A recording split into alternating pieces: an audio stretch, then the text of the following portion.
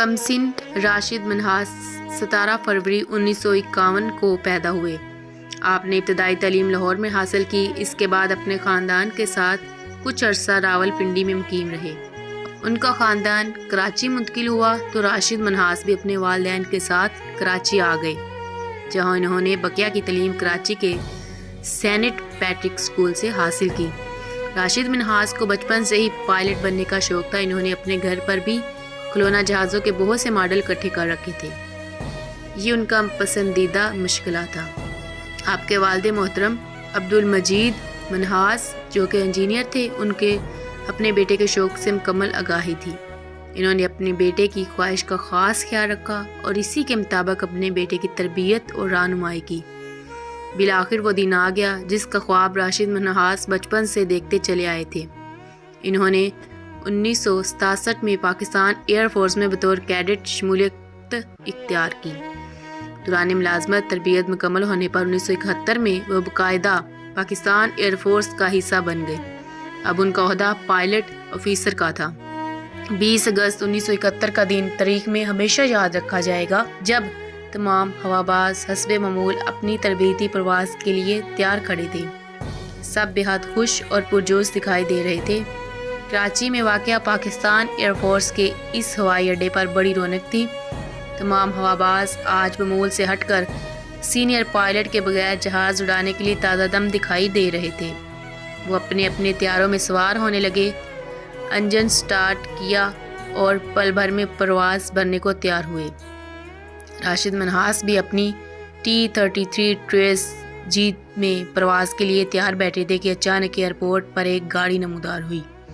اس گاڑی میں ان کا فلائنگ انسٹرکٹر مطیع الرحمان بیٹھا تھا۔ یہ گاڑی دوسرے طیاروں کے سامنے سے گزرتی ہوئی راشد منہاس کے طیارے کے پاس آ کر رکی اور ان کے انسٹرکٹر نے انہیں رکنے کا اشارہ کیا۔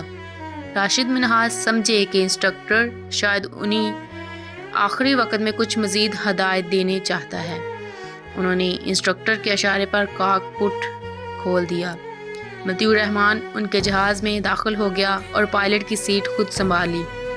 راشد منہاس کی سمجھ میں نہیں آ رہا تھا کہ انہوں نے یہ پرواز اکیلے ہی کرنی تھی، تو انسٹرکٹر کس لیے جہاز میں ان کے ساتھ آ بیٹھا۔ وہ ابھی گمگو کی کیفیت میں تھے کہ مطیع الرحمان نے جلدی سے جہاز کا انجن سٹارٹ کیا اور جہاز نے اڑان بھر لی۔ راشد منہاس ابھی صورتحال جانچنے کی کوشش ہی کی کہ مطیع الرحمان نے دشمن ملک کو اطلاع دی کہ وہ پاکستان کا طیارہ اور قیمتی راز چرا کر لا رہا ہے۔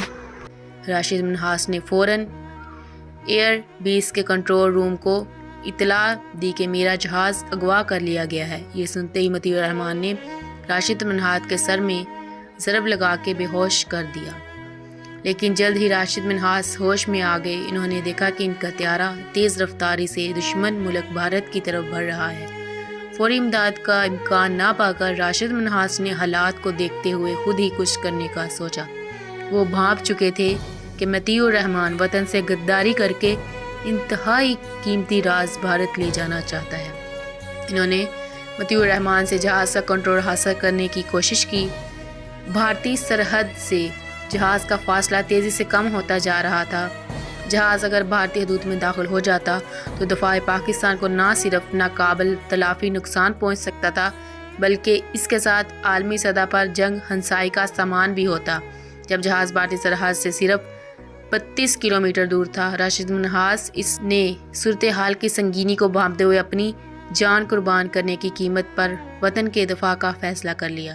انہوں نے جرأت اور بہادری کا ثبوت دیتے ہوئے جہاز کا رخ اچانک زمین کی طرف موڑ دیا۔ اس غیر متوقع صورتحال سے مطیع الرحمان بوکھلا گیا اور بوکھلاہٹ میں وہ جہاز پر قابو نہ رکھ سکا۔ جہاز قلابازیاں کھاتے ہوئے زمین پر آ رہا اور ایک زوردار دھماکے کے نتیجے میں ٹکڑے ٹکڑے ہو گیا۔ اگرچہ جہاز کے دونوں سوار زندگی کی بازی ہار گئے، مگر ان میں سے ایک کو شہید وطن ہونے کا اعزاز حاصل ہوا اور دوسرا غدار وطن کہلایا۔ نوعمر ہواباز راشد منہاس نے وطن عزیز پر اپنی جان نچھاور کر دی، مگر اس کی سلامتی پر آنچ نہ آنے دی۔ راشد منہاس نے اپنی بے مثال قربانی سے بہادری کی ایک نئی داستان رقم کی۔ وہ پاکستان ایئر فورس کے پہلے شہید ہیں جنہیں فوج کے سب سے بڑے اعزاز نشان حیدر سے نوازا گیا۔ آپ یہ اعزاز پانے والوں میں سب سے کم سن بھی تھے۔ ہمیں مادر وطن کے ان عظیم بیٹوں پر ہمیشہ ناز رہے گا۔ انہوں نے اپنی جانوں کے نذرانے پیش کر کے اپنے وطن کی حفاظت اور حرمت پر آنچ نہ آنے دی۔ وطن سے مہر و وفا جسم و جاں کا رشتہ ہے، وطن ہے باغ تو پھر باغباں کا رشتہ ہے۔